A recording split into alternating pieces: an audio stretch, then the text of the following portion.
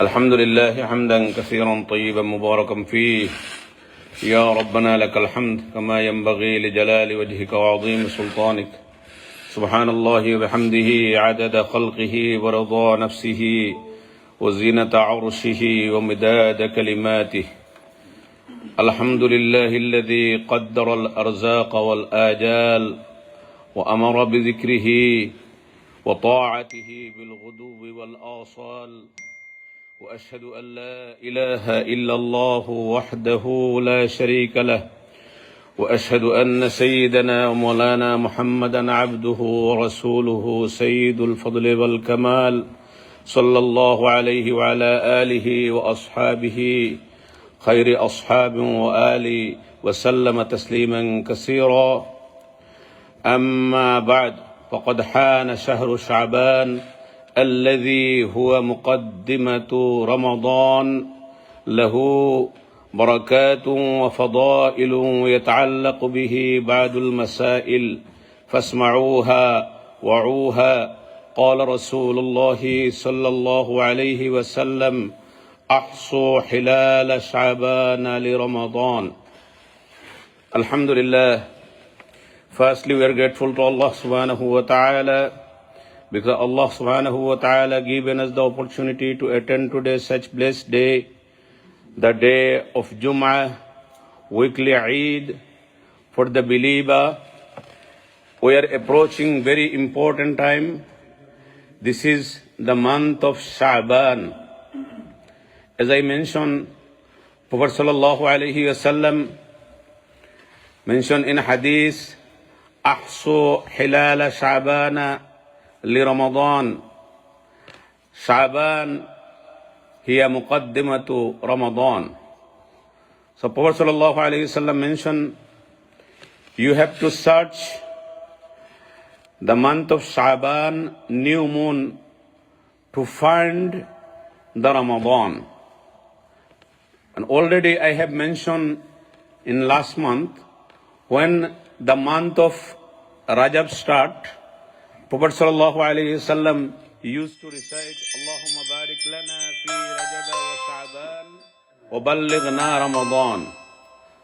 So this month, Sha'bun means the branches. So Prophet sallallahu alaihi wasallam used to fast in that month. Hazrat Aisha Siddiqa radiyallahu anha mentioned that month, the month of Sha'ban, our beloved Prophet sallallahu alaihi wasallam, he start fasting like Ramadan. Sometime she thought maybe she didn't break the fast. Why? The Prophet sallallahu alaihi wasallam, he was innocent, but he was a role model for us. Because Allah subhanahu wa ta'ala has mentioned, لَقَدْ كَانَ لَكُمْ فِي رَسُولِ اللَّهِ أُسْوَةٌ حَسَنَةٌ. Verily, Allah subhanahu wa ta'ala created Prophet sallallahu alayhi wasallam a role model for us in our life in every aspect. So, if you didn't follow the footstep of Prophet sallallahu alaihi wasallam, and although you try to gain Allah subhanahu wa ta'ala's pleasure, it's not possible, never. Because the category, if you do your good deed according the Prophet sallallahu alaihi wasallam, according the light of Quran, according the light of Sunnah, then Allah subhanahu wa ta'ala will accept it. Otherwise, it will be rejected. So, today's our khutbah topic is what is the reward and what is the importance of month of Sha'ban. And as a believer, what we should do and how can we prepare ourselves for the Ramadan. Because already I said, Prophet sallallahu alaihi wasallam mentioned, the month of Sha'ban is Muqaddimatu Ramadan. It's welcoming month of Ramadan. আলহামদুলিল্লাহ, আমরা প্রথমে আল্লাহ পাক রব্বুল আলামিনের দরবারে লক্ষ কোটি শুকরিয়া কৃতজ্ঞতা জানাই যে মহান রব্বুল আলামিন আমাদেরকে আরেকটি জুমাবার এবং মুবারক মাসে, যে মাসটি অতীব গুরুত্বপূর্ণ শাবান মাসটির নাম, এবং আজকের আমাদের খুতবার টপিক বিষয়বস্তু হচ্ছে এই শাবান মাসের গুরুত্ব, করণীয় এবং বর্জনীয় সম্পর্কে। তো এই শাবান শব্দের অর্থ হচ্ছে শাখা প্রশাখা বের হওয়া, অর্থাৎ মুমিন যারা আমাদের ঈমান রয়েছে, আমরা আমাদের রমজানের জন্য আমরা কিভাবে আমাদেরকে প্রস্তুত করতে পারি, তৈয়ার করতে পারি, সেজন্য জনাব রাসূল করিম সাল্লাল্লাহু আলাইহি ওয়াসাল্লাম বলেছেন হাদিসের মধ্যে, আহসু হিলাল শাবান আলি রমাদান, যে তোমরা শাবানের চাঁদকে তোমরা খুঁজতে থাকো। কিসের জন্য? রমাদানের জন্য। তার মানে কি? তার মানে হচ্ছে এখন থেকে আমাদেরকে রমাদানের জন্য প্রস্তুতি তৈয়ারি করতে হবে। যখন রমজানুল করিম আসতো, তখন জনাব রাসূল করিম সাল্লাল্লাহু আলাইহি ওয়াসাল্লাম হাদিসের মধ্যে আসছে যে উনি কোমর বেঁধে আমরা যেভাবে কোনো কাজে নেমে যাই, ঠিক এইভাবে জনাব রাসূল করিম সাল্লাল্লাহু আলাইহি ওয়াসাল্লাম ইবাদতের জন্য মগ্ন হয়ে যেতেন।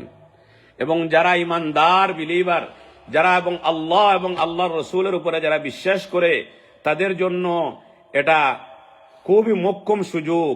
কারণ আরেকটি রমাদান আমাদের জীবনে পাবো তার কোনো গ্যারান্টি নাই।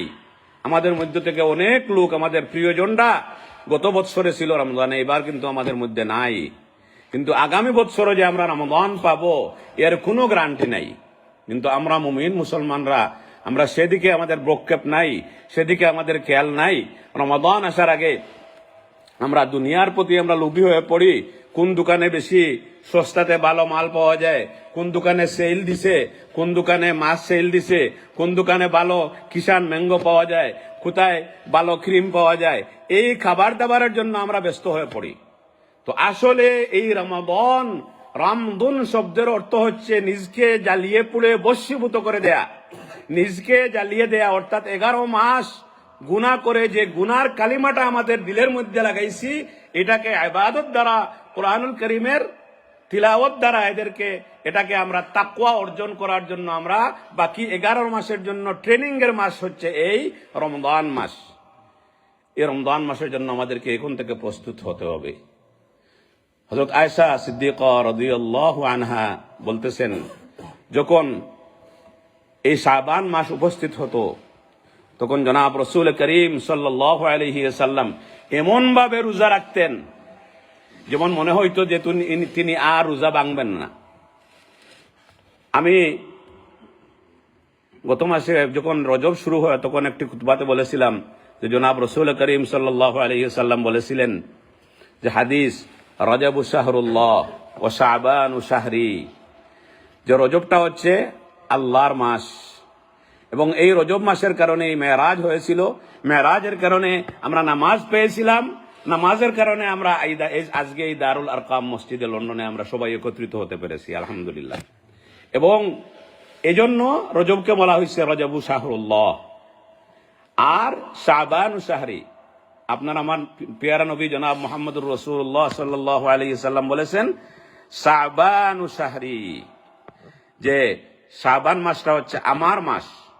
অর্থাৎ